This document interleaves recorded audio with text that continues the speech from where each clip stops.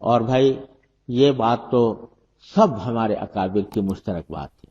کہ رجوع اللہ، ہر معاملے میں اللہ تبارک و تعالیٰ کی طرف رجوع کرنے کا اہتمام۔ حضرت تھانوی رحمۃ اللہ علیہ کا مقولہ میں نے اپنے شیخ سے سنا رحمہ اللہ تعالیٰ، وہ فرماتے تھے حضرت تھانوی رحمۃ اللہ علیہ کی بات کہ جب کبھی کوئی آدمی یہ کہتا ہے کہ آپ سے ایک بات پوچھنی ہے تو الحمدللہ کبھی تخلف نہیں ہوتا، دل میں کہتا ہوں کہ یا اللہ پتہ نہیں یہ کیا بات پوچھ لے گا، اس کا صحیح جواب میرے دل میں ڈال دیجیے۔ رجوع اللہ، ہر لمحے ہر کام کے اندر اس کی کا اہتمام کرتے تھے۔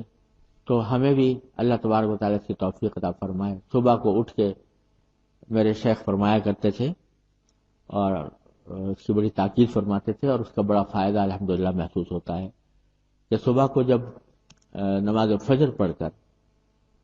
یہ دعائے مسنون ہے،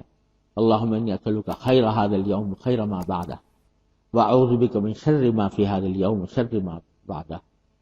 اس کے بعد حضرت فرماتے تھے کہ ایک یہ پڑھ لیا کرو کہ ان صلاتی و نسکی و محیای و مماتی للہ رب العالمین، اور یہ پڑھ کر دل میں یہ نیت کر لیا کرو کہ یا اللہ آج سارے دن جو کام کروں گا وہ آپ کی رضا کے لیے کروں، اخلاص کے ساتھ آپ کی رضا کے لیے کروں گا، اور پھر ساتھ دعا کر لیا کرو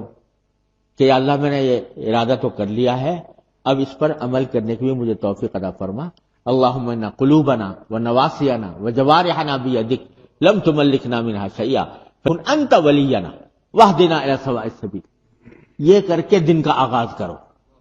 تو جب شروع میں اپنا رخ سیدھا کر لیا، اللہ تبارک و تعالیٰ کی طرف رخ کر لیا، اللہ تبارک و تعالیٰ سے کہ اخلاص کی دل میں نیت کر لی اور دعا بھی مانگ لی اللہ تعالیٰ سے، تو انشاءاللہ پھر جو کام ہوں گے وہ اخلاص ہی کے ساتھ ہوں گے، اللہ تعالیٰ کی رضا کے مطابق ہوں گے۔ اللہ تعالیٰ مجھے آپ کو اس پر سب کو اس پر عمل کر